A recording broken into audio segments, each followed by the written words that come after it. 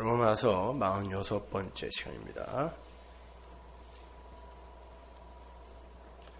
로마서 5장 3절에서 5절까지 함께 봉독하시죠. 다만 이뿐 아니라 우리가 환난 중에도 즐거워하나니 이는 환난은 인내를, 인내는 연단을, 연단은 소망을 이루는 줄 알미로다. 소망이 부끄럽게 아니함은 우리에게 주신 성령으로 말미암아 하나님의 사랑이 우리 마음에 부은 바 됨이니. 아멘.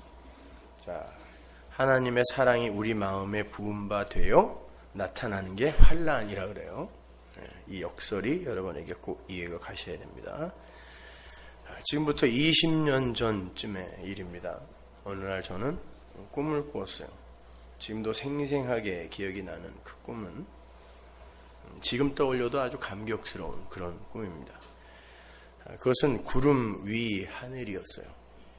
구름을 밟고 하얀 옷을 입으신 예수님께서 마치 눕혀놓은 삼각 김밥의 꼭지점 자리인 듯한 곳에 서 계셨고, 그 뒤로 수많은 천군 천사와 성도들이 똑같이 흰 옷을 입고 우레와 같은 소리로, 그러나 너무 따뜻하고 부드러운 소리로 합창을 하는, 저와 함께 합창을 하는 그런 꿈이었어요.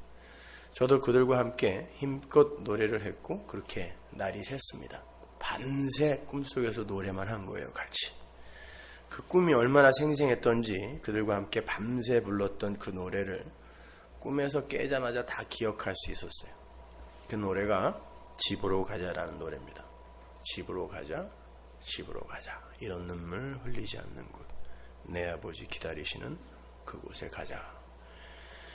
저는 그 당시에 신앙의 문제를 아주 깊은 고민을 하고 있었습니다. 어려서부터 오랜 세월 교회 문턱을 드나들기는 했는데 제게는 해결되지 않은 그런 질문들이 너무 많았어요. 도대체 구원은 뭐고, 왜 나는 구원을 받아야 되는 거고, 죄는 뭐고, 은혜는 뭐고, 이 역사는 왜 만들어졌는지, 그리고 이미 구원받았다고 하는 나는 왜 이 역사를 살아야 되는지, 진짜 구원은 기독교에만 있는 건지, 왜 구원받은 나에게서 계속 죄가 쏟아져 나오고 있는지, 그리고 그걸 감추고 가리기 위해서 나는 왜 이렇게 열심히 수고를 하고 있어야 하는지 등등 정말 가슴에 통증을 느낄 만큼 심각하게 고민을 하고 있었어요. 그때 당시에 한국의 교계는 복음을 설교하는 설교자가 거의 없었던 시절이었어요. 이미 그전 수년 동안 다른 종교들을 두루 섭렵하고 공부를 한지라 다른 종교의 한계도 다 알아버렸던 때였고, 그렇게 기독교인으로서의 정체성 확인조차 희미하던 때였어요. 그러던 차에 만일 기독교에도 진리가 없다면 내가 이 역사를 계속해서 살아낼 필요가 있겠는가라는 그런 무서운 생각을 하면서 잠이 들었는데 그런 꿈을 꾼 거예요. 저는 자리에서 일어나자마자 밤새 하늘의 교회와 함께 불렀던 그 노래를 옮겨 적기 시작했어요. 가사는 모두 제가 고민하던 내용이었고 멜로디는 밤새 제 귀에 들렸던 것이었기 때문에 10분도 채 안 돼서 노래가 만들어졌죠. 노래가 완성되자마자 기타를 집어들고 수없이 반복해서 그 노래를 불렀어요. 그리고 극동방송에 나가서 그날 제가 생방송으로 노래를 불렀는데 그때 어마어마하게 많은 이들이 저에게 전화를 하고 메일을 하고 편지를 보내고 그렇게 해 주셨습니다. 저는 그 노래를 부를 때마다 눈물이 났어요. 꿈속에서도 그 노래를 합창하면서 얼마나 울었던지 베개가 아주 다 젖어 있었어요. 지금도 힘이 빠지고 고단할 때면은 저는 을에 기타를 치면서 그 노래를 부르곤 합니다. 그러면 어김없이 그때의 감동이 되살아나요. 저는 그때부터 성경을 읽을 때 항상 그 내용을 내가 돌아갈 집과 그 집을 완성해 주신 예수 그리스도의 관점으로 보기 시작했던 것 같아요. 그러고 나니까 그 노래를 부를 때마다 더욱더 눈물이 나더라고요.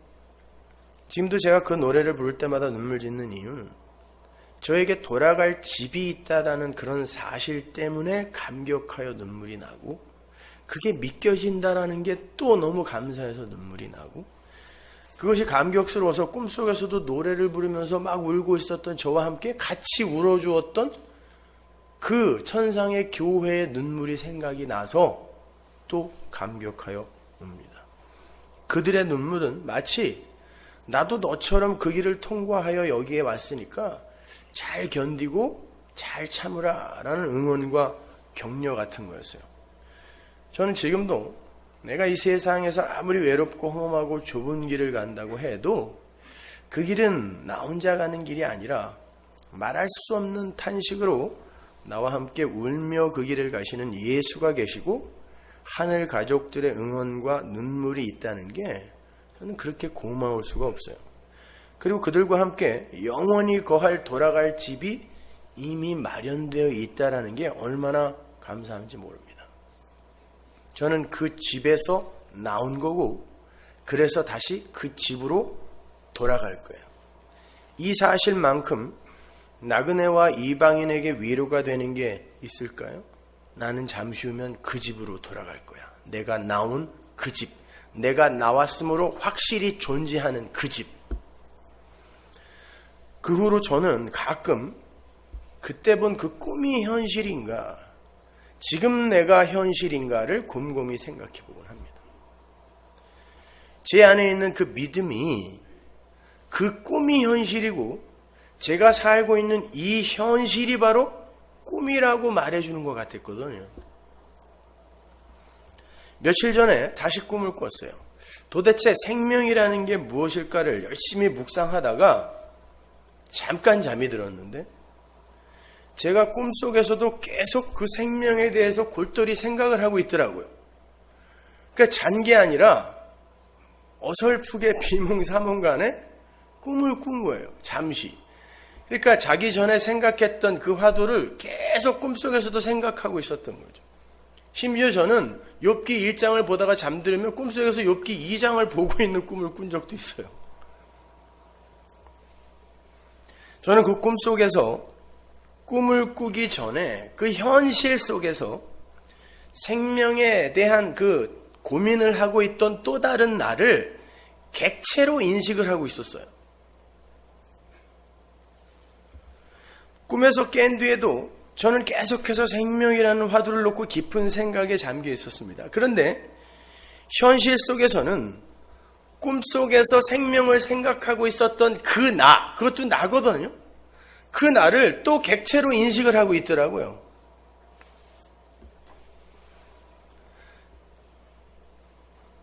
도대체 누가 진짜 나인가 헛갈리기 시작했어요. 누가 나지? 잠자리에 들기 전에 생명에 대해 묵상하던 나는 누구고 꿈속에서 생명에 대해 고민하던 그 나는 누구냐는 거예요. 똑같은 고민을 하고 있었고 둘 다 나가 분명한데 서로를 객체로 인식을 하게 되는 그 현실이 도대체 뭐냔 말이에요. 장자의 호전몽의 이야기가 떠올랐습니다. 장자가 나비가 되어서 훨훨 날아다니던 꿈을 꿨어요. 그 순간에는 그는 그냥 나비였습니다. 분명 나였는데 나의 현실이 나비예요. 근데 깨어보니까 나비였던 자신은 사라지고 장자만 남아있는 거예요. 장자가 생각합니다. 장자가 내 현실인가? 나비가 내 현실인가? 나비가 장자 꿈을 꾸고 있는 건가? 아니면 장자인 내가 나비 꿈을 꾼 건가? 잠이 덜 깨서 그런 것 같은데 하여튼 그런 고민을 했어요. 여러분은 어떻게 생각하세요?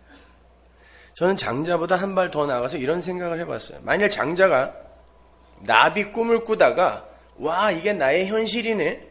그런데 그 상태로 혼수 상태가 돼서 계속 나비 꿈만 꾸다가 못 일어났다고 생각해 보세요. 아니 그대로 죽었어. 그러면 그는 나비로 죽는 겁니까? 아니면 장자로 죽는 겁니까? 어떤 게 그의 현실이에요? 이렇게 우리가 현실이라고 받아들이는 것의 척도는 뽀짝해야 지각이에요. 지각. 만져지고 볼 수 있고 맛볼 수 있는 걸 우리는 지각한다 그러고, 그 지각에 의해서 현실이냐 아니냐를 판단한단 말입니다. 근데 정신분열증이 있는 사람들 생각해 보세요. 그들은 다른 이들이 볼 수 없는 걸 본다 그러고, 다른 이들이 들을 수 없는 걸 듣고, 비록 그게 환청이고 환시여도 그들에겐 그게 지각이란 말입니다. 다른 이들이 만질 수 없는 걸 만진단 말이에요. 엄연한 그들의 지각이에요. 그거는요. 그게 그들의 현실이란 말이에요. 근데 다른 이들이 거기에 동의해주지 않기 때문에 다른 다수의 이들이 이들을 미쳤다라고 하는 거지, 그들에게 현실이 없는 게 아니란 말입니다. 그건 그들의 현실이란 말이에요. 그렇다면 지각이라는 건 객관적인 진리이기보다는 상대적이며 개별적인 뇌가 해석하는 전자신호에 불과한 거예요. 지각이라는 건요. 그래서 똑같은 상황이나 사건도 사람에 따라 다르게 지각하게 되는 거예요. 그 말은 모든 인간들은 그의 지각의 상태와 정도에 따라서 각기 다른 현실을 살고 있다라는 말이에요. 그러므로 그 지각을 누구에게 장악당하고 있는가에 의해 봐야 할 것을 못 보고 보지 않아도 될 것을 현실로 볼 수 있는 것이고, 보지 않아도 될 것에서 눈을 돌려서 아무도 볼 수 없는 진짜 현실을 은혜로 볼 수 있는 두 부류로 갈라지는 거예요. 예수님께서 율법주의와 인본주의에 빠져있던 바리새인들, 유대인들에게 너희 아비는 마귀다 그랬고 너희는 죄의 종이다 그랬어요. 그럼 그들의 지각을 장악하고 있는 건 죄예요. 마귀란 말입니다. 성도의 아비는 누구? 하나님이에요. 그죠? 그러니까 그 두 부류가 지각하는 현실은 완전히 달라야 되는 거예요. 그게 믿음이 하는 일이란 말입니다. 생각이 거기까지 미치자 이 인생과 역사가 묵시 속에 이미 완료되어 있는 나가 있잖아요.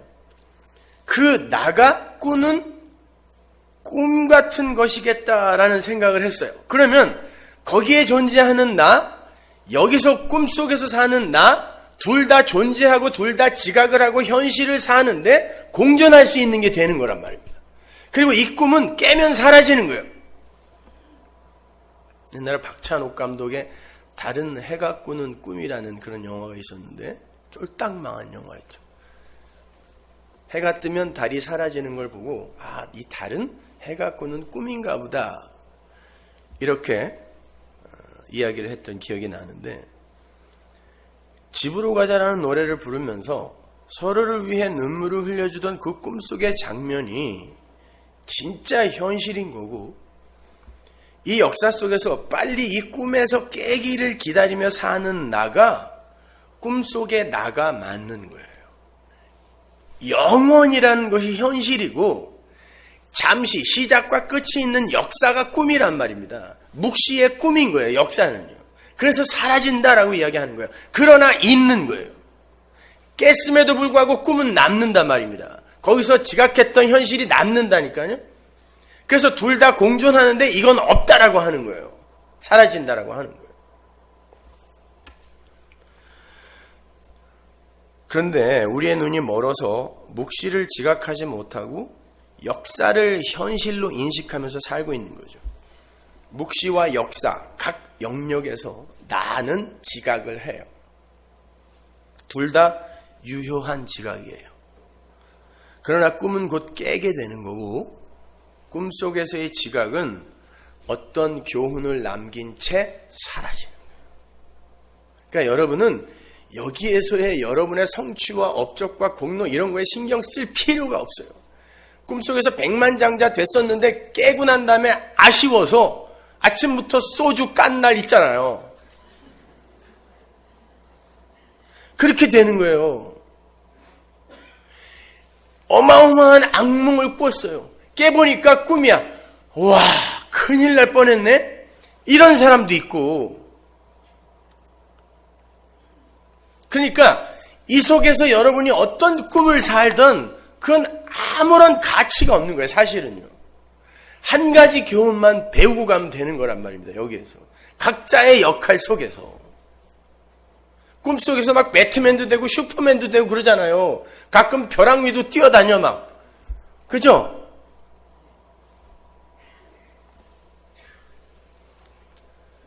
그렇게 이 역사라는 꿈은 어떤 역할이 끝나게 되면 일장춘몽처럼 사라져 버리는 거예요. 베드로가 그 현실을 이렇게 이야기합니다. 베드로후서 3장 7절 보세요. 이제 하늘과 땅은 그 동일한 말씀으로 불사르기 위하여 간수하신 바 되어 경건치 아니한 사람들의 심판과 멸망의 날까지만 보존하여 두신 것이니라. 깨는 날이 있다는 거예요. 이 역사에서 깨는 날이 있다는 것입니다. 바로 이게 천상에 나가 꾸고 있는 꿈으로서의 역사의 실체예요. 꿈은 언젠가 깨게 되어 있는 거고 그렇게 꿈이 깨는 순간을 불살라진다라고 이야기를 하는 거란 말입니다. 사라지는 거예요. 없어지는 거예요. 그렇게 분명 묵시 속에 완료되어서 하늘을 살고 있는 천상의 교회인 나가 존재해요. 바울이 받고 모세가 받고 요한이 본 바로 그 천상의 나가 교회가 존재한다고요. 그 교회는 집합적인 것이기 때문에 어느 하나가 빠지면 교회가 아니에요. 근데 교회를 봤다는 건 완전한 예수를 머리로 한 그 완성된 교회가 천상에 있었다는 거고 그 안에 내가 있는 거란 말이에요.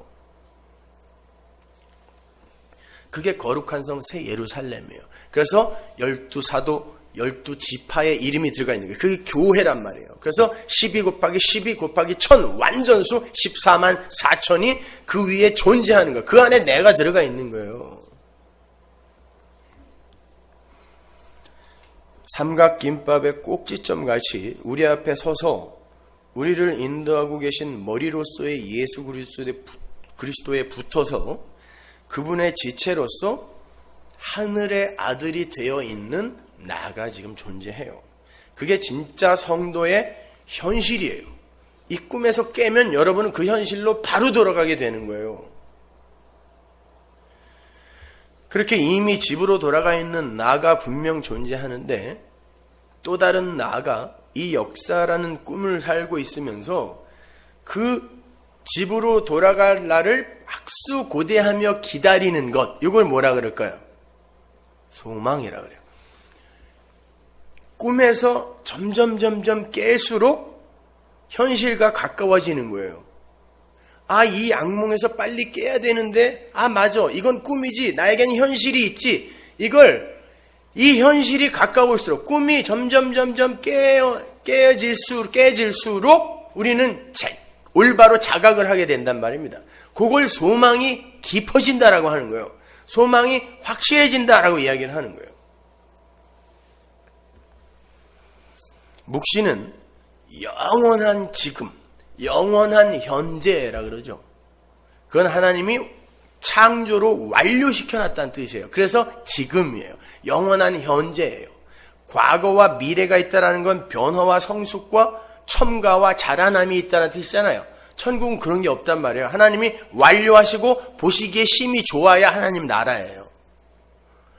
보시기에 심히 좋은 게 아니라 조금 뭐가 더 필요한 것 같은데 이게 하나님 나라 아니란 말입니다. 그게 시간 속에서의 역사란 말이에요. 그것이. 하나님 나라는 그냥 완료란 말입니다. 그래서 영원한 지금과 영원한 현재라고 이야기하는 거예요.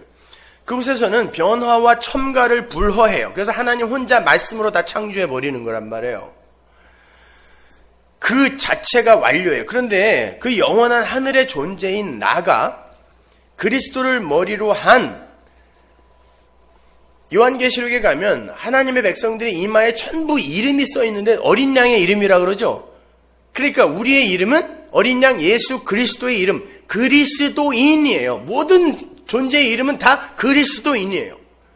그건 이 역사 속의 이름은 하나님 나라에 가면 다 삭제되는 거예요. 부정되는 거예요. 아무리 우리가 그 이름을 갈고 닦고 청사의 길이 남을 것으로 남긴다 하더라도 다 부정되는 거예요. 그냥 그리스도인이에요. 그 그리스도인이라는 이름을 잠시 내려놓고 각자의 이름을 가진 채 여러 가지 모양으로 역사 속으로 들어가서 꿈을 살고 있는 거예요. 그 꿈속에서 너의 처음 자리는 무엇이며 그 상태에서 하나님의 은혜가 부어지지 않았을 때 나타나게 되는 현상이 어떤 것이며 그렇게 죽은 흙으로서의 아담들이 만들어내는 역사의 종국이 어떠한 것인지를 천상에 있는 나가 역사와 인생이라는 꿈을 통하여 배우는 거예요. 그 둘은 동시에 존재해요. 각기 다른 차원에서. 꿈을 꾸고 있는 나가 현실에 존재하는데 꿈속에서의 내가 다른 차원에서 존재하는 것처럼, 근데 둘 다 현실을 자각하고 지각한단 말입니다. 그들은 아브라함, 이삭, 야곱 등의 각기 다른 이름을 가지고 역사 속으로 내려오지만 그들의 진짜 이름은 그들의 이마에 새겨져 있어요. 그리스도인이에요. 예수에 의해 구원된 존재, 그리스도가 메시아니까 너희들은 구원받지 않으면 그냥 죽은 흙일 수밖에 없다가 그리스도인이 담고 있는 메시지란 말입니다. 그 그리스도인, 그들을 총칭하는 이름이에요. 예수에 구원받은 자들을 총칭하는 이름이란 말입니다.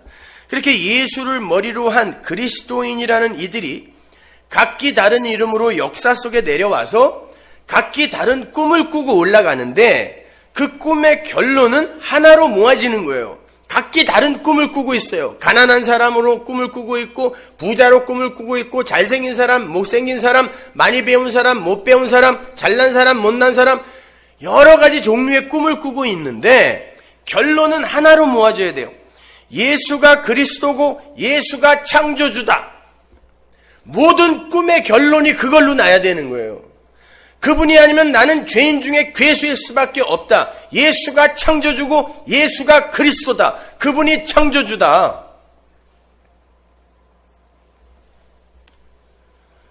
그래서 그들은 역사라는 꿈속에서 자신들의 무력함과 불가능함을 반드시 확인받고 가야 돼요.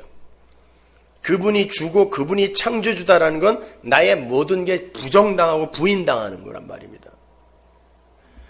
자기 부정, 자기 삭제. 그게 곧 죽음이에요. 육의 죽음. 그래야 그리스도인이라는 이름의 의미가 무엇인지 확실하게 알게 될 거 아닙니까? 성도는 공히 역사를 살아내면서 나는 하나님이 창조해 내셔야만 할 죽은 흙이 맞았구나. 그런데 자기의 처음 자리를 상당히 오해하며 살고 있었구나. 이렇게 고백을 하게 되는 거예요. 그래서 역사는 악몽이어야 맞는 거예요. 꿈에서 깨서 그 꿈 진짜 왔다 했는데 다시 꿈꿔야지 그러고 잠든 적 있죠. 근데 꿈이 연결이 안 돼. 다른 꿈이 나와. 이 꿈이 현실인 것처럼 이 꿈속으로 다시 들어가고 싶어. 이게 지옥을 사는 사람들이에요. 땅이라고 하잖아요. 이 꿈, 역사를. 나는 이 땅이 좋아. 다시 꿈꿀래. 이거는 난 죽을래 라는 뜻이에요. 하나님이 살렸더니, 눈을 뜨게 했더니 아니 나 다시 잘 거라니까. 이게 악몽 속으로 다시 들어가려고 하는 지옥을 사는 이들이란 말입니다. 따라서 성도는 이 세상이, 이 꿈이 반드시 악몽이어야 돼요. 이 세상은 지옥이구나. 이게 조간이가 맞구나 여기가. 그래야 빨리 깨죠.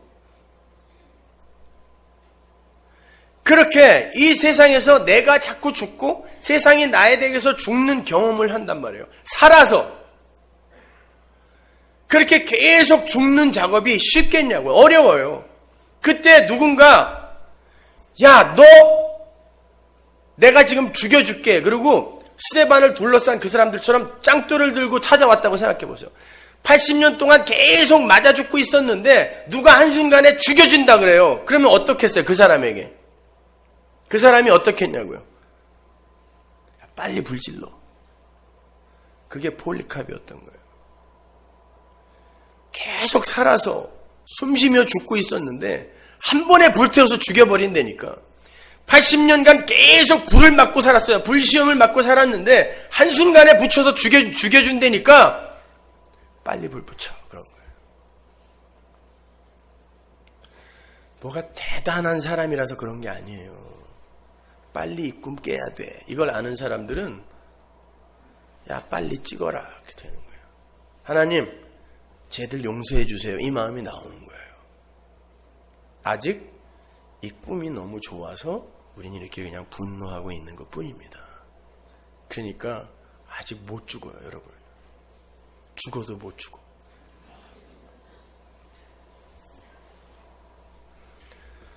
성도는 이 역사라는 악몽에서 깨어나게 되었을 때 그의 진짜 집에서 기지개를 펴며 일어납니다. 그리고는 이런 말 하겠죠. 야, 그거 참 그 꿈 한번 고약하다. 이 꿈은 역사 속 나가 죽은 흙으로 폭로되는 현장이요, 하나님의 은혜를 떠난 자들의 바벨탑 건설의 과정과 종국이 펼쳐지는 꿈이란 말이에요. 그 역사는 결국 멸망이란 말입니다. 이 역사는 선악과 입에 물은 아담들의 자기 실현 경연장이에요. 거기에는 쉼이 있을 수 없고 사랑은 더더욱 있을 수 없고 끝없는 자기 증명의 추구와 자기 확장의 분주함만 있기 때문에 그래요. 그래서 악몽이에요. 이 역사를 떠나는 성도의 고백은 아름다운 이 세상 소풍 끝내는 날 가서 아름다웠더라고 말하리라가 돼서는 안 돼요. 마귀로 가득 찬 이 세상, 절대로 다시는 내려와서는 안 되는 곳임을 알았다라고 가서 말하리라가 돼야 되는 거예요. 천상병님은 뭔가 착각하고 하신 거예요. 역사 인식이 아름다움으로 결론이 나는 사람들은 이 역사라는 꿈이 깰 때 그 아름다운 꿈 속으로 다시 들어가고 싶어 해요. 반면에 성도는 그 역사와 인생이라는 꿈이 깰 때 다시는 이런 꿈 같은 삶을 반복할 수 없다는 확실한 교훈을 얻어가지고 가는 이들을 성도라고 하는 것입니다. 그들이 영생에 적합한 사람들인 거예요. 다시 반복합니다. 영원한 현재밖에 없는 묵시 속의 성도는 에덴 밖, 에덴이 있고 에덴 밖이 또 존재하죠. 이게 역사예요. 에덴 밖이라는 그 역사 안으로 들어가서 에덴에서 쫓겨난 아담이 사는 그 시간, 그게 역사란 말입니다. 영원한 현재밖에 없는 그 영혼이라는 영역은 그 자체가 완료이기 때문에 과거에 대한 미련이나 상처, 미래에 대한 불안 이런 게 전혀 없는 곳이에요. 왜? 현재, 완료니까. 과거가 무슨 소용이 있으며 미래가 왜 나를 불안하게 하냐고요. 완료인데. 그래서 천국에는 눈물과 아픔이 없는 거예요. 불안이 없는 거예요. 시간을 사는 사람들에게만 눈물, 고통, 아픔 이런 게 있는 거란 말입니다. 과거와 미래에 묶이니까 말이에요. 여러분 보고 그렇게 살지 말라는 게 아니라 그렇게 살 수밖에 없는데 믿음으로 그거와 상관없는 하나님 나라에 여러분이 지금 완료되어 있다는 것을 붙드시라는 거예요. 그때 잠깐 즐거움이 오는 거예요. 우리에게 기쁨이 오는 거예요.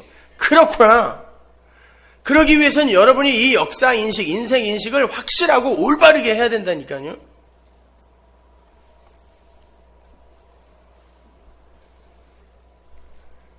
시간은 말씀드린 것처럼 시작과 끝이 있어요. 그래서 성경이 태초에 시간의 시작으로 시작해서 아멘 주 예수여 어서 오시옵소서. 예수 오면 시간이 끝나는 거예요. 시간의 끝으로 끝나는 거예요.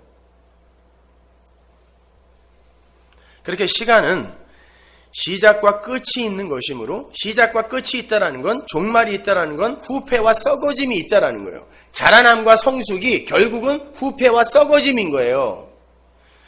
그러한 시간의 흐름은 피조물들의 자기 존재성 챙기기, 자기 주체성 챙기기의 활동을 은유한 거예요. 시간은 객관적 실체가 아니니까 시간이 흐르는 게 아니라 사람들이 달리기 시작한 거라니까요. 완료인 나라에서 나와서 시간 안으로 들어와 사람이 달리기 시작한 게 달리면서 늙는 거예요, 사람들이요. 그리고 죽음으로 향해서 달리는 거란 말입니다.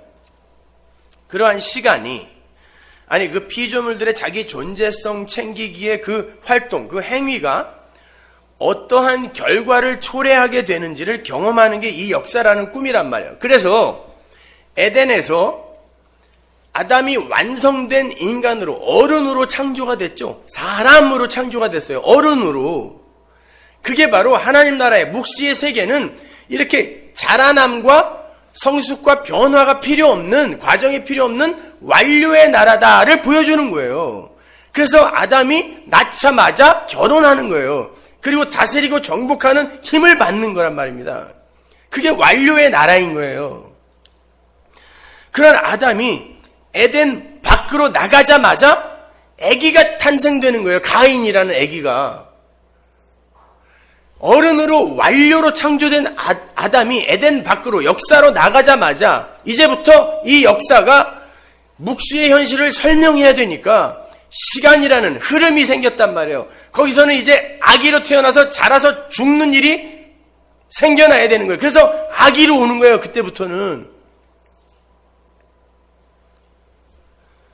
그렇게 아기로 태어나서 변화와 자라남과 썩어짐을 경험하는 거예요. 완료의 묵시 대 변화와 성숙과 자라남의 역사와의 대조인 거예요. 우리가 다음 시간에 가인과 아벨의 이야기를 공부할 텐데, 사람이 낳은 첫 번째 인간이 가인과 아벨이에요. 사람이 낳은. 그들이 아기로 태어나는 것에는 다 이유가 있는 거예요. 그래서 예수님이 묵시에서 이미 하나님, 하늘의 왕이신 그분이 역사에 내려오자 시작이 있는 거예요. 아기로 오는 거예요. 그리고는 죽음, 십자가의 죽음이라는 끝 종말을 경험하는 거란 말입니다. 이게 시간이다를 알려주는 거예요. 그게 바로 우리의 이야기예요. 시간을 사시며 율법 아래 오신 예수가 십자가에서 죽으신 것처럼 엄마의 자궁 안에서 나온 우리가, 시작을 경험한 우리가 점점 자라나고 변화되고 성숙한다고 하지만 결국은 썩어서 죽는 거예요. 성도는 그걸 살면서 경험한다니까요. 이렇게 죽어야 되는 거구나. 원래 이렇게 하나님이 그냥 완료시켜야 되는, 나는 죽은 흙이어야 되는 거구나. 그래야 사는 건데 이렇게 시작과 끝이 있는 시간을 살게 되면, 우리의 행위를 의지하게 되면 우리는 죽는 거구나를 우리는 살면서 살아있는 상태에서 벌써 경험하게 된단 말이에요.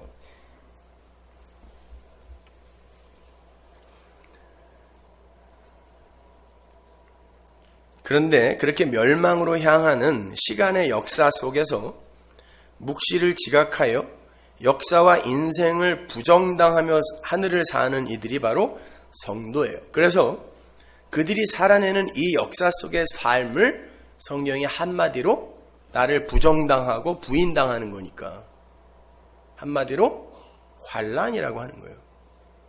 근데 오늘 본문을 보니까 하나님의 사랑이 임한 자만 환난을 받는다 그러잖아요. 이게 무슨 소리냐고 이게요. 왜 성도의 삶이 환난일 수밖에 없는가? 왜 역사는 묵시가 꾸는 악몽일 수밖에 없는가? 제가 조금 자세하게 설명해 드리고 다음 시간에 완료해 드릴게요. 원래는 하나의 원고였는데 그냥 뚝 잘랐어요. 그래서 오늘 조금 일찍 끝날지도 몰라요. 먼저 역사의 등장인물부터 한번 살펴볼게요. 역사의 등장인물은 크게 두 부류로 나누죠. 성도와 성도의 교훈을 돕는 세상이라는 엑스트라예요. 인본주의자들은 이것조차도 인정하지 않아요. 그들은 뭐냐라는 거예요. 뭐긴 뭐야. 다 죽은 흙이에요. 그냥. 물론 그 세상이라는 엑스트라들은 하나님 나라 밖의 존재, 선택 밖의 존재들입니다. 그들은 이 역사 속에서 자신들의 존재됨과 자신들의 주체성 확립을 위해서 열심히 바벨탑을 쌓는 역할을 해요. 마치 에서처럼 혼자서도 잘해요를 증명하고 싶어하는 이들이에요. 겉으로 볼 때 역사는 마치 그들에 의해 세워지고 경륜되는 것처럼 보이게 되어 있어요. 반드시. 그들은 시간과 함께 열심히 달리면서 변화와 성숙과 성공과 번영을 추구해요. 그리고 후패해지고 썩어지고 늙다가 결국 죽습니다. 하늘의 장자권은 야곱처럼 아무것도 할 수가 없어서 중보자인 어머니의 도움을 받아 아버지가 좋아하시는 진미를 마련하여 예수라는 제물이에요. 죄 없는 짐승의 피로 마련된 제물의 가죽옷, 예수의 보혈이란 말이에요. 그게 염소 가죽을 입고 가잖아요. 그 옷을 장자의 옷으로 면목 없이 걸쳐 입고 거저 받는 게 하늘의 장자권이에요. 이게 야곱의 이야기란 말입니다. 근데 성도라는 하늘의 사람들이 선악과를 입에 문 채로 그 세상과 똑같은 모습으로 내려와요. 이 역사 속에. 묵시의 악몽이 시작되는 거예요. 선악과를 입에 문 채 이 땅이라는 꿈을 영원한 현실로 살게 되는 자들을 마귀의 후손이라고 하는 거고, 그들이 사는 곳을 지옥이라고 그래요. 그래서 성경이 지옥을 땅 혹은 땅 아래 이렇게 표현을 하는 거란 말이에요. 이 꿈이 난 너무 좋아. 난 여기서 살 거야. 영원히 살 거야. 이게 마귀의 자식들이에요. 그러니까 이 역사는 성도에게 있어서 지옥으로 지각이 돼야 맞는 거죠. 그런데 지옥은 항상 근사한 당근으로 위장을 하고 있고, 이 악몽 속에서의 그 묵시는 십자가로 옷을 입고 있어요. 이러니까 분별이 안 되는 거예요. 환란으로 옷을 입고 있다니까요. 성도는 마치 에덴이라는 묵시 속에서 완벽한 어른으로 창조가 되어서 자라남과 성숙함과 발전해야 하는 부담감에서 자유하던 그 아담이 선악과를 입에 물고 에덴 밖으로 나가서 가인과 아벨이라는 아기를 낳고 자라남과 성숙의 경험을 하며 이게 짐이 되는 거예요. 이제 인간들에게. 그런 부담을 가지면서 끝내 이 역사라는 나그네 인생길 참으로 험악한 삶이구나. 이게 이스라엘, 야곱이 고백한 거예요. 이스라엘이 바로 이걸 고백하고 죽어야 되는 거거든요. 나그네 인생길 130년에 참으로 그 어떤 열조보다 참으로 험악한 삶을 살았네요. 이스라엘이 죽기 전에 그 고백을 했단 말입니다. 그런 단식을 뿌리며 떠나는 그런 모습으로 역사라는 꿈을 꾸는 거예요. 그게 성도의 삶의 환란이에요. 그러니까 여러분의 삶이 지금 악몽으로 인식이 되고 있다면 여러분은 잘 가고 계시는 거예요. 근데 환란이라는 건요, 왜 천국에는 환란이 없는지 생각해 보시란 말이에요. 환란이라는 건 우리의 역사 속 자아가 해체될 때 우리가 감지하게 되는 감정과 인식을 이야기하는 거죠. 나라는 존재가 해체될 때 아픈 걸 우리가 환란이라고 감지하게 되잖아요. 근데 성경이 우리가 구원을 받은 이후에도 계속해서 환란을 통과해야 된다라고 반복하여 이야기하죠. 우리가 구원을 받은 이후에도 완전한 자기 부인의 상태가 안 된다는 증거예요, 그것이. 자, 내가 없음입니다. 완전한 자기 부인이 됐어. 이게 구원의 상태거든요. 우리가 구원받은 다음에 역사 속에서 그런 실력을 사유하게 된다면 환란이 우리에게 없어야 돼요. 왜? 내가 해체되고 부인되는 게 맞는데 왜 그게 환란으로 감지가 되냐고. 근데 예수님이 너희들은 세상에서 환란을 당한다 그랬단 말이에요. 왜? 선악과 입의 문체로 뭔가를 경험해야 되기 때문에 환란을 당하는 거예요. 내가 해체될 때 그게 아프다니까요. 놓고 싶지 않아요.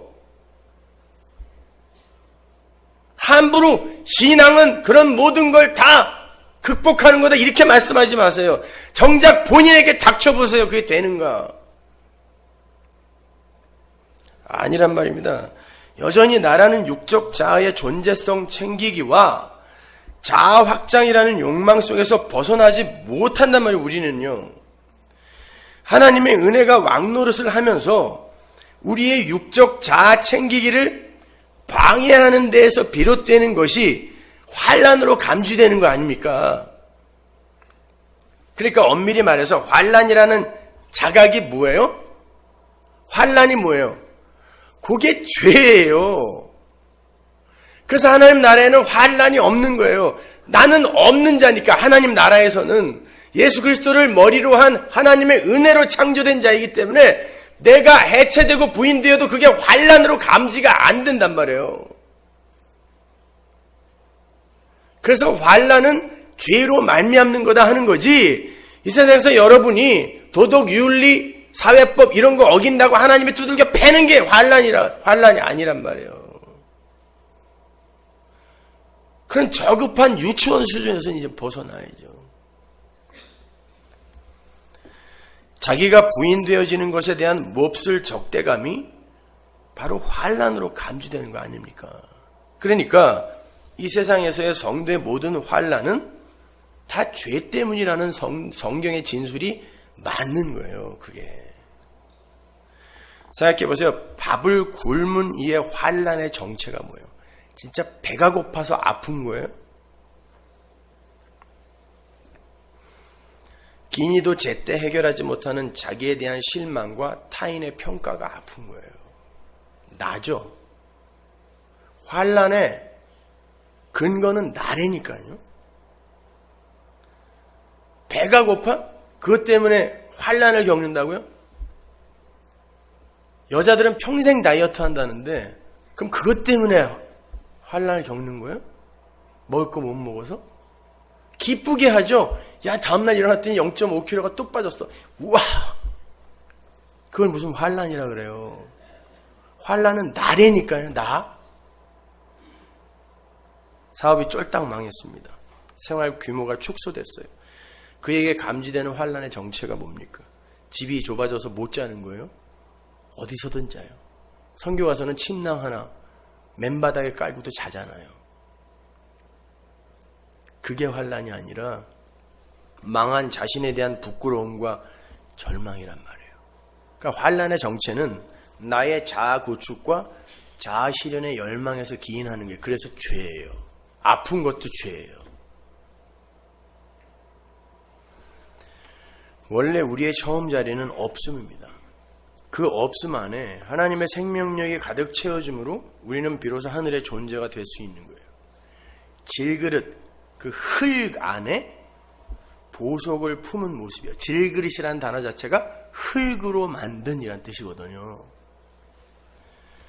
그게 하늘의 피조물들의 존재의 양식이란 말이에요. 그런데 선악과를 입에 물고 있음의 흉내를 내고 있는 우리는 마치 자기 스스로 자신의 힘과 노력을 통하여 있음이 된 것처럼 기고만장하여 살아요.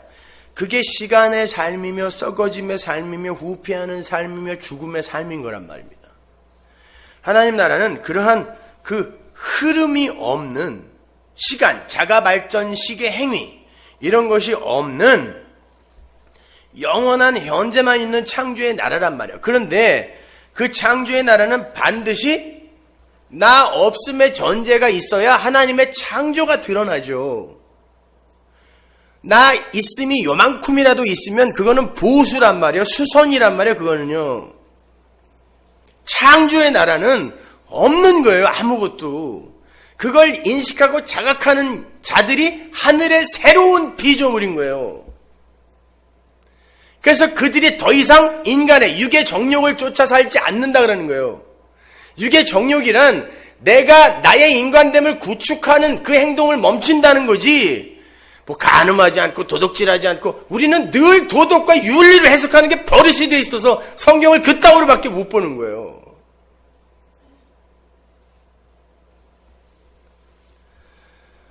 그래서 하나님은 이 역사 속에서 있음의 흉내를 내고 있는 당신의 백성들에게 찾아가셔서 창조의 나라에 적합한 없음의 존재로 부수어내시는 작업을 한단 말이에요. 그런데 육을 입은 성도는, 선악과를 입에 물은 채 이 역사 속으로 내려온 성도는 그게 아프단 말입니다. 육이 죽는 경험을 오감을 소유한 채 경험해야 되기 때문에 그래요.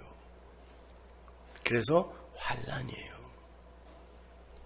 이렇게 이해를 하시면 됩니다. 하나님의 첫 창조 안에서 인간들이 그 창조의 주인으로 행세를 하며 사는데 그걸 창조주를 죽인다라고 하는 거예요. 창조주 살해 사건이라고 하는 거예요. 그거를요. 창조주를 창조주 대접하지 않는 게 창조주를 죽이는 거란 말이에요. 제가 다음 시간에 자세히 설명해 드릴게요. 그거는 십자가가 뭔지. 그렇게 행세를 하며 사는데 하나님께서 그 첫 창조의 영역으로 들어오셔서 새 창조를 이루어내시는 거예요. 여러분은 이 역사 속에서 창세기의 그 첫 창조를 실제로 사시는 거예요. 그래서 시간 속에서 보면 이 역사 다음에 완료된 묵시가 오는 것으로 이렇게 그려지는 거란 말입니다. 그러니까 여러분은 이 첫 창조의 삶을 지금 사는 거예요. 몸으로 사는 거예요. 경험하는 거예요. 그런데 그 새 창조는 역사의 시각으로 볼 때 창조가 아니라 여기서 이미 있음의 흉내를 내는 게 역사이므로 이걸 부수는 역창조의 모습으로 보여지는 거예요. 역사 속에서 새 창조는. 여러분이 조직신학 책이나 게알더스 보스나 아브라함 카이퍼 같은 책을 보면 역창조, 새 창조 이야기가 나오는데 다 필요 없어요. 이렇게 이해하시면 되는 거예요. 그렇게 어려운 말로 안 써도 돼요. 한마디로 열심히 세워놓은 게, 인간들이 열심히 세워놓은 게 부수어지는 모습으로 나타나는 게 이 새 창조의, 묵시 속 새 창조의 역사 속 창조 모습이에요. 그래서 이걸 역창조라고 하는 거예요. 첫 창조의 영역에서 인간들은 자신들의 열심과 노력으로 그 창조의 주역 행세를 하면서 살아요. 그런데 그 첫 창조와 오버랩 되어 있는 새 창조의 영역에서 지금은 올 나라와 지금 이 시대가 오버랩 되어 있는 나라라고 성경이 이야기하잖아요. 그 첫 창조와 오버랩 되어 있는 새 창조의 영역에서 하나님의 백성들은 주체의 자리를 차압당하면서 객체의 자리로 내려가는 과정을 겪는 거예요. 그걸 역창조라고 하고 그 역창조가 묵시 속 새 창조의 역사 속 모습인 거란 말이에요. 그렇게 역사 속 새 창조를 경험하면서 그들은 이 역사가 현실이 아니라 묵시가 진짜 현실이라는 것을 알게 되고 믿음으로 보게 되고 이 역사라는 악몽에서 어서 깨어나기를 간절하게 바라게 되는 거예요. 성도는 이 역사라는 악몽 속에서 서서히 꿈이 깨어가는 자로 사는 거예요. 꿈꾸는 자가 오는도다 꿈 깨라고 그런다니까. 성경은 꿈 꾸라고 그러지 않고 꿈이 점점 깨어지면서 그 현실을 바라보는 걸 소망이라고 그러는 거예요. 그래서 환난의 끝이 소망인 거예요. 오늘 본문에서. 오늘 본문이 그 환난이 인내를 낳는다 그러죠. 자, 지금까지 들은 이야기를 종합해 보세요. 그렇다면 이 인내가 너희들 열심히 인내하고 참아서 훌륭한 신앙인의 모습으로 자라야 된다 이런 말이겠어요? 부수어지는 게 환난이라면서요. 이 인내가 어떤 인내겠냐고요.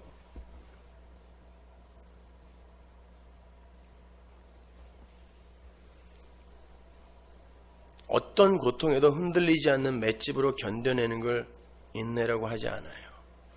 정말 여러분이 겪은 환난이, 시험이 여러분을 오래 참는 자로, 맷집 있는 자로 만들어 주던가요? 다음에는 어떻게 하면 이 환난을 안 겪을 수 있을까? 그거 고민하게 하지 절대 여러분을 맷집 있는 자로, 인내할 수 있는 자로 바꿔주지 않아요. 그 다음에 또 넘어가요.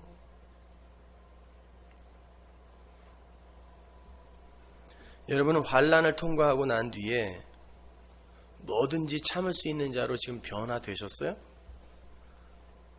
그렇다고 생각하시는 분 조금만 기다려 보세요. 진짜 참을 수 없는 일이 닥칠 때 여러분이 어떤 모습으로 길길이 뛰게 되는지. 오늘 본문에 나오는 인내라는 단어가 요한계시록에 똑같이 나오는데 거기 보면 인내가 뭔지 확실히 알 수 있을 거예요. 계시록 14장 12절 보세요.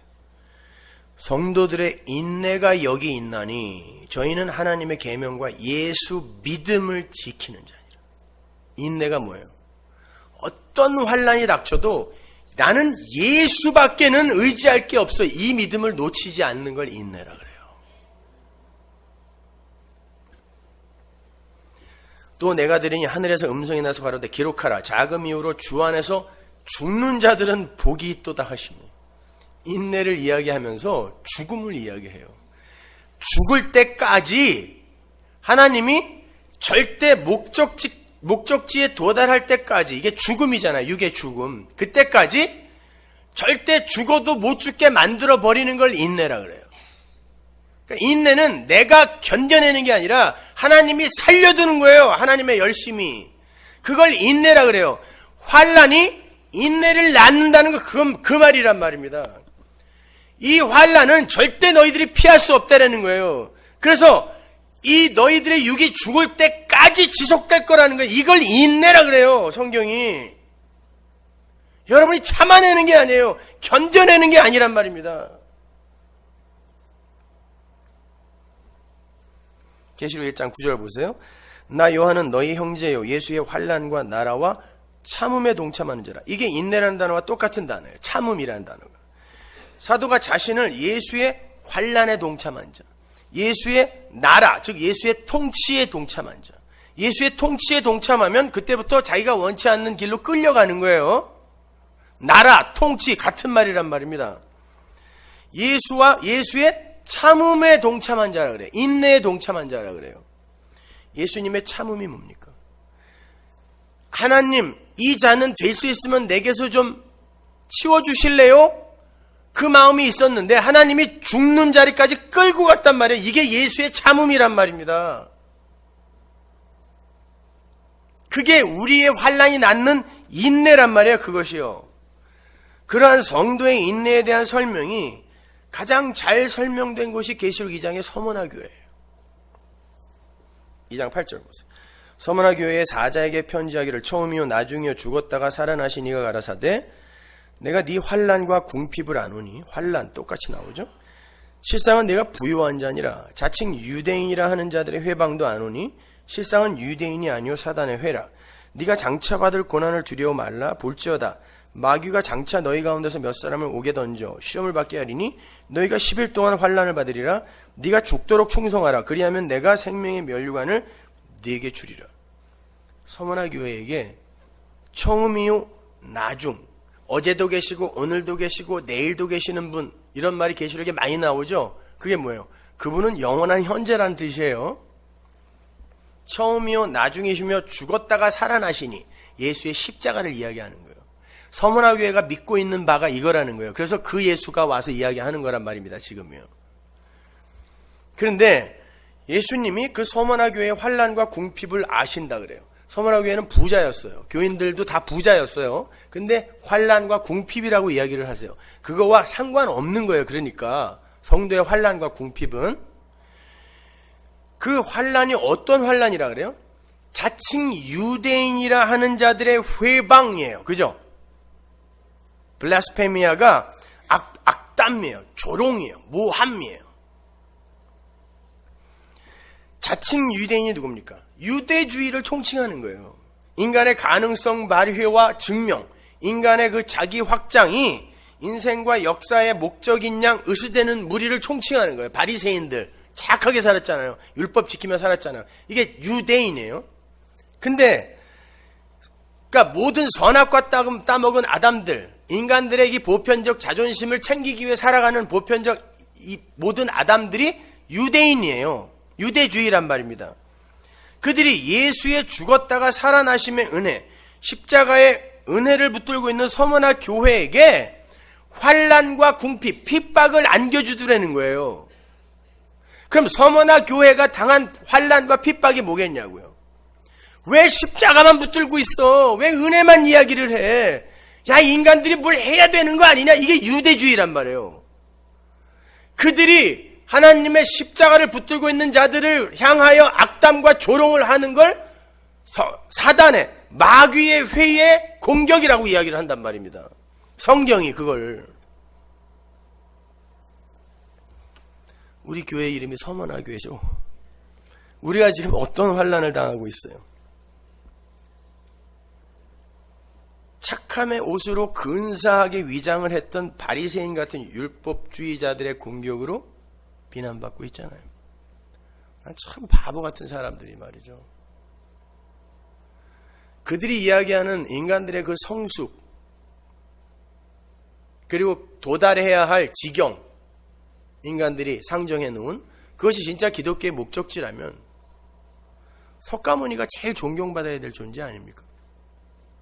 왕자의 자리를 버려. 완전 모세잖아요. 산속에 들어가서 가난하게 살았어. 사랑과 자비로 모든 일을 품어 안았어요. 욕을 했겠어요? 거짓말을 했겠어요? 뭘 했겠어요? 근데 왜 석가모니를 우상이라 그러죠? 이런 앞뒤가 안 맞는 인간들이 있어요, 세상에. 그 사람보다 더 잘 산 사람이 어디 있냐고요. 근데 왜 우상이라 그러냐고요. 그럼 지들은 지금 우상을 섬기고 있는 거예요, 교회에서.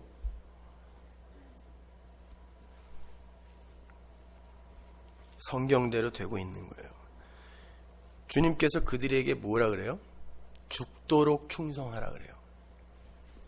끝까지 네가 믿는 십자가의 예수만 믿으라는 거예요. 죽었다가 살아나신, 나는 죽어야 산다, 이걸 놓치지 말라는 거예요. 그래서 죽도록 충성하라예요. 그래서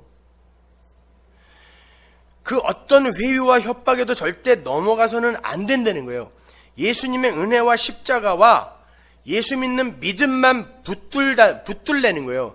한마디로 잘 죽으라는 거예요. 죽도록 충성하라라는 건 너는 죽을 건데, 예수님이 그러잖아요. 너 환난과 궁핍을 안다? 근데 내가 말려줄게가 아니라 장차 받을 고난이 또 있대요. 그럼 놔둔다는 뜻이에요. 그냥 어디까지? 죽는 때까지. 근데 죽도록 충성하라는 건 죽을 때까지 견뎌라는 뜻이에요. 너는 죽어도 못 죽어라는 뜻이에요. 그게요. 이걸 인내라 그래요. 하나님이 살려두는 거예요. 언제까지? 죽을 때까지. 그게 환난이 낫는 인내란 말입니다.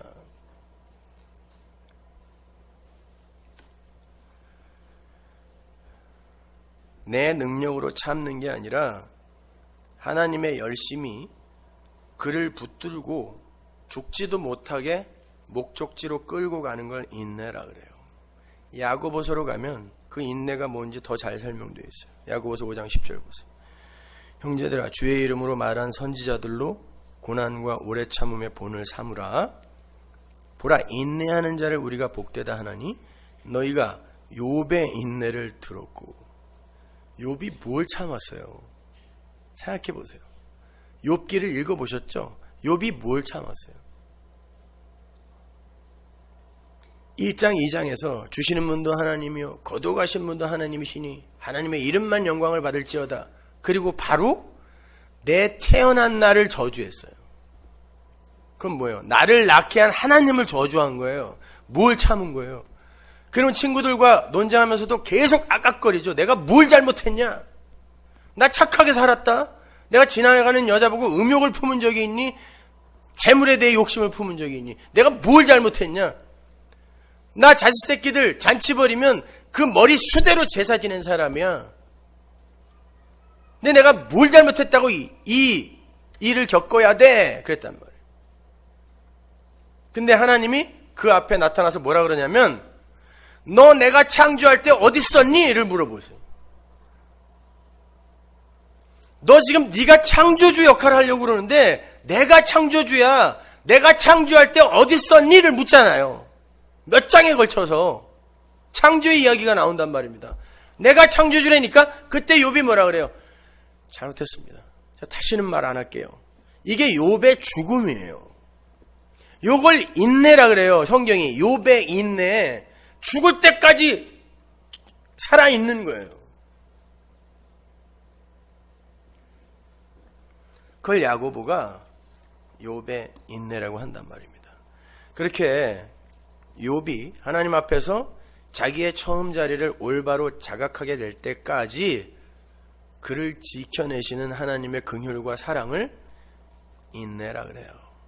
그러니까 엄밀히 말해 성도의 환난에서 나아진다는 인내는 성도의 인내가 아니라 그 환난 속에서 하나님께서 끝까지 그 아들을 죽여내시는 하나님의 그 열심이 환난 속에서 발견되어진다가 환난이 인내를 낳는다는 뜻이에요.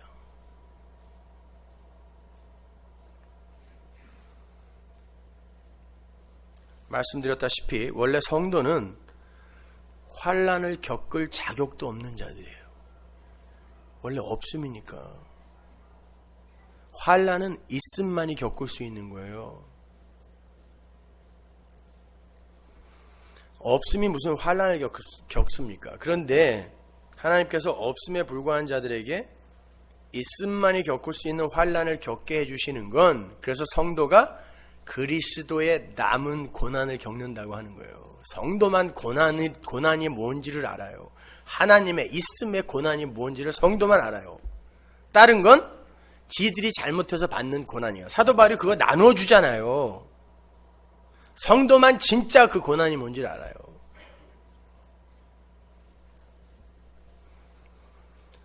하나님께서 없음에 불과한 자들에게 있음만이 겪을 수 있는 환난을 겪게 해주시는 건 어찌 보면 은혜인 거예요. 거기에서 여러분은 그리스도와의 연합을 배울 수 있어요. 이 역설이 이해가 가는 사람이 진짜 성도예요. 거기에서 여러분이 겪는 환난 속에서 여러분은 예수가 나와 동행하고 있구나를 알 수 있어요. 성도는 그러한 은혜로서의 환난을 통과하면서 그 환난도 과분한 자기의 처음 자리, 자신의 실체를 반드시 알아가게 되어 있단 말입니다. 베드로전서 4장 1절 보세요. 그리스도께서 이미 육체의 고난을 받으셨으니 예수님이 고난을 받으시는 거예요. 너희도 같은 마음으로 갑옷을 삼으라. 이는 육체의 고난을 받은 자가 죄를 그쳤음이니. 이 말은 육체의 고난을 받으면 죄를 안 짓게 된단 말이 아니에요. 육체의 고난을 받으면 내가 왜 들켰지? 이걸 고민하지 절대 죄를 안 그쳐요. 이 말이 무슨 말이냐면 육체의 고난을 받은 예수, 그 앞에서 설명했잖아요. 지금 예수가 육체의 고난을 받으셨다. 그 육체의 고난을 받으신 이가 너희의 죄를 없이 했다라는 뜻이에요. 이 말은요. 고난을 통과하면 죄를 안 짓는다는 뜻이 아니라 무슨 고난을 통과하면 죄를 안 져요. 그 후로는 다시 사람의 정욕을 쫓지 않고, 여기 보세요. 나오잖아요. 그 후로는 사람이 자기 가치 챙기기의 정욕을 쫓지 않게 되고, 왜? 예수가 내 죄를 그치게 해줬으므로 오직 하나님의 뜻을 쫓아 육체의 남은 때를 살게 하려 하심이라. 이걸 전부 도덕과 윤리로 가르친다니까요.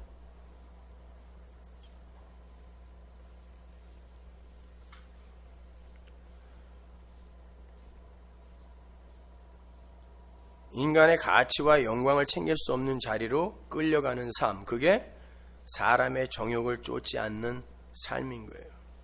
그런데 그게 아파요. 힘들어요. 그래서 환난입니다. 그래서 고난인 거예요. 그러니까 인내는 내가 참아내는 기간이 아니라 하나님께서 죽지도 못하게 목적지까지 결국 끌고 가셔서 나를 십자가에 못 박아버리는 그 기간을 이야기하는 거예요. 그게 인내입니다. 그러니까 인내도 결국 내 거가 아닌 거예요. 사람들 보고 함부로 참아라 그런 소리 하지 마세요. 뭘 참아요? 그 상황 대보세요. 본인은 참을 수 있는가? 그렇게 고난이 인내를 낳고 그 인내가 연단을 낳는다고 그러죠. 그 연단이라고 번역이 된 단어 도키메는 사실 증거라는 뜻이에요. 증거. 단단하게 재련을 해서 아주 단단하게 된다, 이게 연단이 아니에요. 증거라는 뜻이란 말이에요. 환난이라는 시험을 통과하여 남게 되는 증거. 불시험을 확 주어서 결국 남게 되는 증거, 이거를 연단, 도키메라고 그래요. 그 연단의 내용이 베드로전서 1장에 잘 나타나 있습니다. 7절 보세요. 너희의 믿음의 시련이, 이게 연단, 도키메예요. 시련, 믿음의 증거, 믿음이 만들어내는 증거가 있는 거예요. 믿음의 도키메, 연단이 불로 확 태워버려도 연단해야 돼요. 이게 불로 확 다 태워버려도 금보다 더 귀하여 예수 그리스도의 나타나실 때의 칭찬과 영광과 존귀를 얻게 하려 함이라. 여기에 금을 불로 재련하는 그 재련의 용어가 쓰이고 있단 말입니다. 연단이라는 건 불로 다 태워서 순전한 것만 남겨진 그 상태, 이게 진짜 순전한 것이다, 이게 순전한 진짜다라는 그 증거를 가리키는 거예요. 불순물들이 많이 섞여 있는 어떤 것을 불로 확 태워버렸더니 불순물이 다 타고 진짜 순전한 것만 남아있는 그걸 도키메, 증거라 그래요. 연단이라 그래요. 그래서 히브리서 보면은 믿음은 바라는 것들의 실상이요 보지 못하는 것들의 증거라고 그러죠. 그러니까 믿음으로 살아가는 이들은 반드시 불로 확 태워서 환난, 증거를 내게 되어 있어요. 그의 삶 속에서. 근데 그 증거가 뭐겠냐고요. 불로 확 태웠을 때 남는 거, 그게 고린도전서 3장에 나오는 거예요. 10절 보세요. 내게 주신 하나님의 은혜를 따라 내가 지혜로운 건축자와 같이 터를 닦아두매 다른 이가 그 위에 세우나 그러나 각각 어떻게 그 위에 세우기를 조심할지니라. 이 닦아둔 것 외에 능히 다른 터를 닦아둘 자가 없으니 이 터는 곧 예수 그리스도라. 만일 누구든지 금이나 은이나 보석이나 나무나 풀이나 지프로 이 터 위에 세우면 각각 공력이 나타날 터인데 그날이 공력을 밝히리니 이는 불로 나타내고 그 불이 각 사람의 공력이 어떠한 것을 시험할 것임이니라. 만일 누구든지 그 위에 세운 공력이 그대로 있으면 상을 받고 누구든지 공력이 불에 타면 해를 받으리니 그러나 자기는 구원을 얻되 불 가운데서 얻은 것 같으니라. 너희가 하나님의 성전인 것과 하나님의 성령이 너희 안에 거하시는 것을 알지 못하느냐? 누구든지 하나님의 성전을 더럽히면 하나님이 그 사람을 멸하시리라. 하나님의 성전은 거룩하니 너희도 그러하니라. 하나님의 성전의 이야기를 하고 있는 거예요, 지금요. 근데 그 하나님의 성전이 바로 여러분이에요. 교회예요. 그 교회는 예수 그리스도라는 터 위에 예수가 십자가로 지으시는 게 교회잖아요. 근데 인간들이 그 터 위에 자기들의 공력을 자꾸 보태서 세우는 거예요. 그때 여러 가지 금이나 은이나 동이나 뭐 나무 이파리나 여러 가지 모양의 공력들이 있는데 이걸 불로 확 태웠을 때 다 탄단 말이에요. 안 타는 거 있으면 내가 상 줄게, 이해해요. 이게 반어법이란 말이에요. 안 타는 거 있으면 내가 상 줄게. 다 탄단 말입니다. 다 타고 결국 남아야 되는 게 뭐예요? 예수라는 터와 예수의 십자가로 지어진 예수라는 집이에요. 이걸 성전이라 그래요. 내가 집이다, 내가 성전이다 그랬잖아요, 예수님이.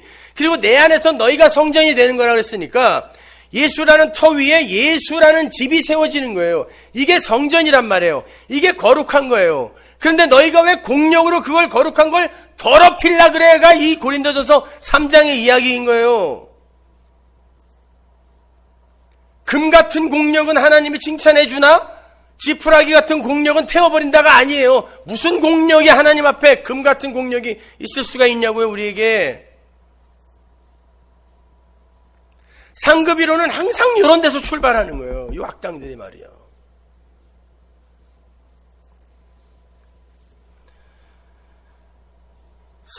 그래서 성경에 성전 측량의 사건들이 자주 등장하는 거예요. 에스겔서 40장, 요한계시록 11장. 왜 성전을 청량하겠어요? 진짜 이 성전이 하나님이 준 그 재료와 식양대로 지어졌는지를 확인하는 걸 청량이라고 하잖아요. 뭘로 청량합니까? 누가? 인자, 예수. 에스겔서가 성전을 청량하는 에스겔을 인자라고 불러요. 예수의 대역을 하고 있는 거예요, 에스겔이요. 요한계시록 11장에서도 마찬가지예요. 성도인 하나님의 백성들이 말씀을 받아 먹고 나서 그 말씀에 근거하여 그 자로 성전을 청량한다니까요.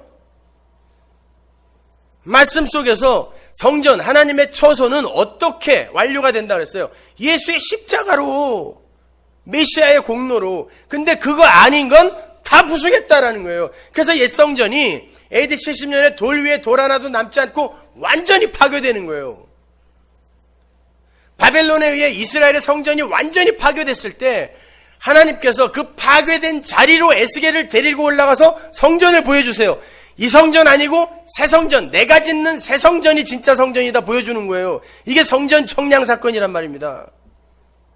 그래서 그 성전 청량을 하는데 전부 예수죠. 문, 계단, 휘장 다 예수잖아요.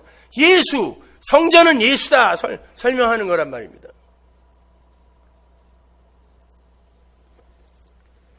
계시록 11장 1절 보세요.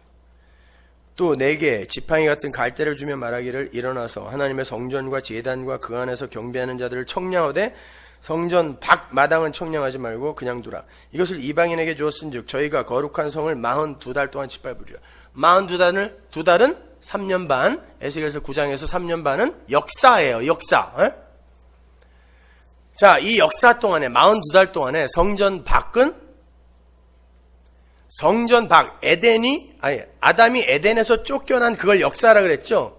42달이 성전 밖 역사란 말이에요. 거기에서 성전 밖은 청량의 대상이 안 돼요. 왜? 그냥 그렇게 살도록 바벨탑을 쌓도록 보내진 자들이니까. 근데 그 안에 들어있는 성전들만 청량을 당하는 거예요. 그래서 42달 동안 성전 밖 마당인 역사에게 성전이 짓밟힘을 당한다고 이야기하는 거예요.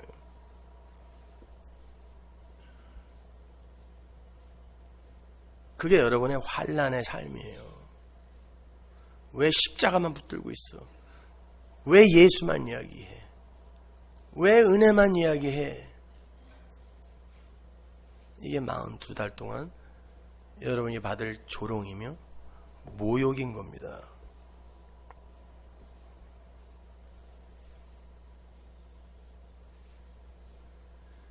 그렇게 결국 다 부수어지고 깨져서 예수의 은혜와 십자가만 오롯이 남는 거. 그렇게 청량이 되어 다 예수라는 자에 맞지 않는 건 다 부서지고 깨어지는 게 우리의 인생이란 말이에요.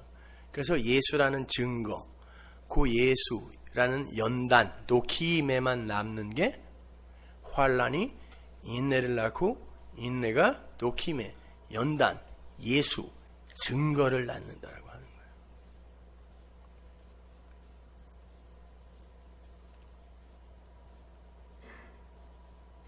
거예요. 요즘 어떤 인간들이 저보고 무슨 누구 설교를 카피한다고 그러는데 나는데 좀 하나만 갖다 주세요. 누가 동지가 하나라도 있으면 난 외롭지 않게 가겠는데 한 편만 갖다 주세요. 어디서.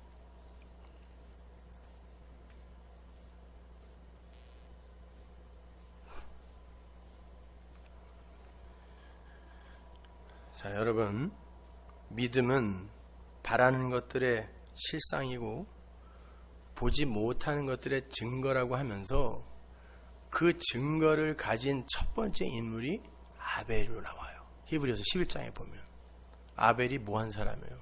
nothingness,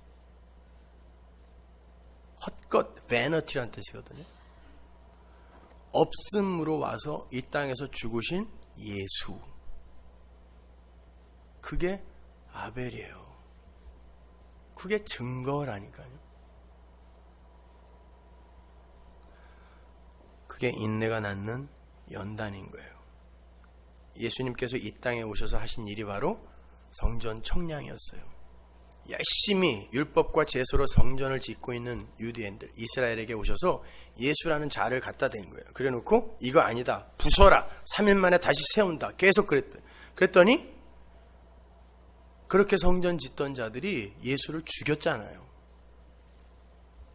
근데 성경이 아버지가 나를 보낸 것처럼 나도 너희를 세상에 보낸다 그래요. 이게 요한계시록 10장 11장이에요. 두 증인이 말씀을 받아먹고 성전을 청량하다가 맞아 죽죠. 어디서? 바벨론에서. 거기는 예수의 십자가가 선 곳이래요. 예수처럼 여러분도 십자가, 예수, 보혈 이야기하다가 맞아 죽어야 돼요. 그렇게 되어 있어요. 그 일이 인생 속에서 안 나타나는 사람들은 아직 먼 거예요, 여러분.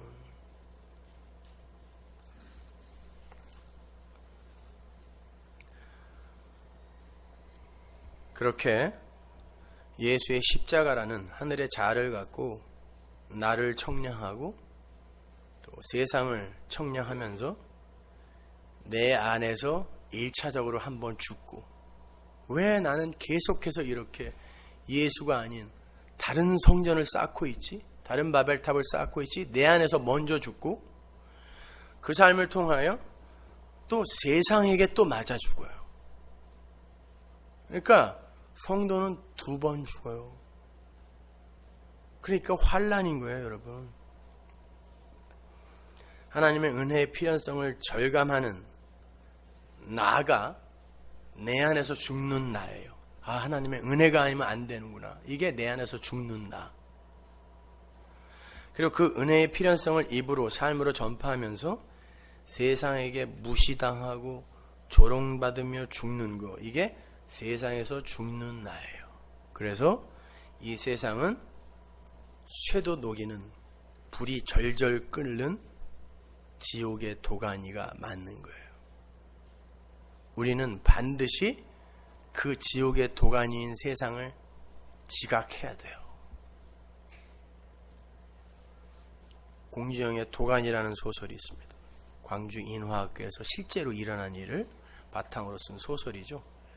그 책을 보면 첫 장이 무진시의 안개로부터 시작이 돼요. 영화도 안개로부터 시작돼요.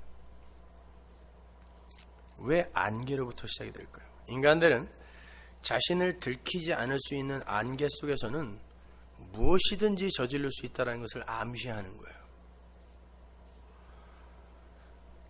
실제로 그 안개 속에서 지저분한 일들이 일어나요. 장애 아들을 가르치고 보호해야 할 장애인 학교에서 교회 장로이며 쌍둥이인 그 학교 교장과 행정실장이 어린 장애 아들을 성폭행하고 유린하는 사건이 벌어졌어요. 심지어 남자아이까지 성폭행을 해서 그 아이가 인권단체에 말을 흘렸더니 그 아이를 골프채로 폭행을 합니다. 그중 충격을 받은 아이는 기찻길로 나갔다가 기차에 치여 죽기도 해요. 최근에 밝혀진 바로는 그 학교에서 아이를 굶어 죽인 뒤에 야산에 묻기도 했대요. 안개 속에서 저질러지는 인간들의 행위예요. 어찌되었든 그들은 인권단체의 고발로 법정에 섭니다. 그런데 그들은 그 지역의 실세였고 재력가였어요. 모든 이들을 매수합니다. 변호사를 비롯해서 진단서를 끊을 수 있는 산부인과 의사, 피해 학생들의 부모, 할아버지, 할머니, 심지어 검사까지 매수를 해서 결국 무죄로 풀려나요. 집행유예로 다 풀려납니다. 그 책이 영화로 만들어져서 히트를 치면서 다시 그 사건이 수면 위로 떠오르게 됐어요. 인터넷이 뜨거워졌습니다. 모두 다 그 학교와 교사들을 단죄하는 이야기뿐이에요. 결국 그 학교는 문을 닫았습니다. 얼마 전에. 그리고 그 학교의 선생님들 몇 명이 직위 해제를 당했어요. 온 세상이 검사가 되어서 그들을 고발하더라는 거죠. 그래서 공지영은 바로 그 아래, 그 안개 안에서 일어나는 그 일들을 도가니로 표현한 거예요. 쇠도 녹이는 그런 불이 절절절절 끓는 도가니 탕 말고. 근데 제가 생각하기에는 바로 모두 검사가 되어서 그들만 도가니다라고 하는 그들이 진짜 도가니 속에 들어가 있는 자들 같아요. 온갖 추잡하고 무서운 일이 일어나고 감추어지고 했던 그 인화학교만 도가니입니까? 안개로 감추어져 있던 그 무진시만 도가니인가요? 제가 보기에는 그 사건 밖에서 그 사건 안에 있는 이들을 향해 돌을 던지면서 너희 같은 것들이 우리 인간들의 보편적 자존심을 깎아내렸으므로 너희는 죽어도 싸다라고 외치는 그들이 서 있는 곳이 진짜 도가니인 거예요. 거기가 진짜 지옥인 거예요. 인간은 이만큼 가치 있는 존재다라는 것을 증명하려고 하는 그들이 서 있는 곳이 진짜 도가니란 말입니다. 그건 난 적어도 너 같은 악당은 아니다를 전제한 거 아니에요. 그러니까 검사로 고발을 하는 거 아닙니까? 온갖 악플을 다 달아내는 거 아니에요? 우리가 정말 그렇게 괜찮은 인간들이냐고요. 우리가 우리 주위에도 안개가 자욱하게 덮여서 우리가 하는 일이 그 어떤 것도 들키지 않을 수 있다는 확신이 있을 때 그때도 검사의 역할을 할 수 있냐고요, 우리가요.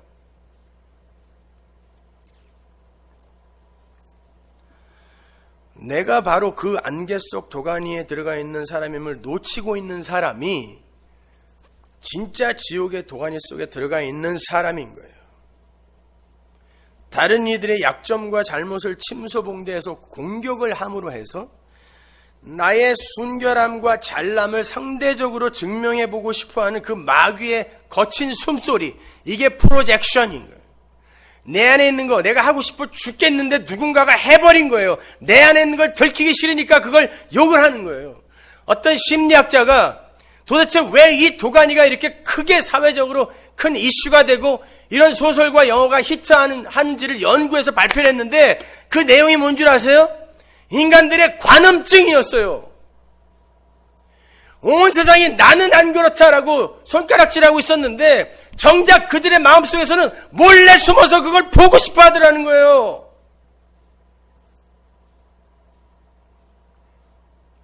이게 마귀들의 세상이 아니고 뭡니까? 그 인간들의 관음증이 영화와 소설을 히트시키고 있더라는 것입니다. 상황과 사건을 분별하여 어떻게 보다 나은 세상을 만들까가 아니라 내가 하고 싶은 건데 라는 관음증이 이 사건을 오히려 더 이슈화하고 있더라는 것입니다. 그런데 누가 누구를 고소합니까? 지옥의 도가니는 우리가 서 있는 바로 이 자리인 거예요. 그러니 이 세상은 빨리 깨어나야 할 악몽이 맞는 겁니다. 모두가 미쳤어요. 나를 정당화시키기 위해서 남은 죽어도 괜찮은 세상. 모함과 누명과 폭력을 사용해서라도 상대를 죽여서 나의 옳음을 증명하려 하는 이 세상. 그들의 정체를 폭로해내는 삶을 살아야 하는 성도들을 그들이 어떻게 한다고요? 십자가에 매달아 죽입니다.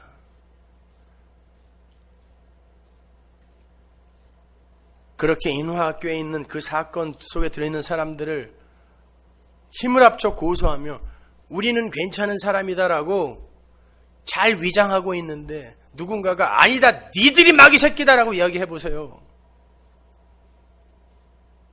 그들이 십자가와 망치 들고 안 찾아오겠냐고요. 이게 성도의 삶이란 말입니다. 따라서 여러분은 예수와 십자가를 붙들고 있는 자들은, 은혜만을 의지하는 자들은 반드시 세상에게 맞아 죽게 되어 있어요. 정신 차리십시오, 여러분. 여러분이 서 있는 그 자리가 도가니인 거예요. 그걸 아는 사람만 성도예요. 그 자리에서 누가 누구를 향해 화살을 날릴 수가 있습니까? 그 환난은 끝까지 그렇게 은혜를 이야기하고 십자가를 붙들므로써 여러분에게 닥치는 환난은 여러분이 죽는 날까지 여러분에게 임할 겁니다. 그래서 여러분에게 인내가 있는 거예요. 이미 여러분은 인내의 삶을 살고 있는 거예요. 그리고 그렇게 살다가 결국 예수의 십자가만 꼭 붙드는 걸 연단이라고 하고, 그 예수의 십자가가 없는 이 세상에서 빨리 탈출해야 되겠다, 이 꿈은 빨리 깨야 되겠구나가 소망인 거예요. 다음 시간에 구체적인 예를 들어서 제가 조금 더 설명을 해드리겠습니다. 기도하겠습니다. 하나님의 은혜를 감사합니다. 아버지 하나님, 도대체 이 세상은 묵시뿐 아니라 현실도 올바로 자각하지 못하고 있습니다. 그러면서 자기들의 자존심과 존재성, 자아 확장에만 열을 올리고 있는 이런 모습, 이게 바로 하나님은 지옥이라고 하셨는데 이게 바로 건강하고 올바른 세상이라고 우리는 착각하며 살고 있지 않습니까? 하나님, 눈과 귀를 더욱더 활짝 열어 주옵소서. 그리하여 진짜 현실이 무엇인지를 바라보게 하시고 이 꿈속에서 배우고 가야 할 것들만 잘 배울 수 있는 우리 서문화 교인들 다 되게 하여 주옵소서. 예수님의 이름으로 기도합니다.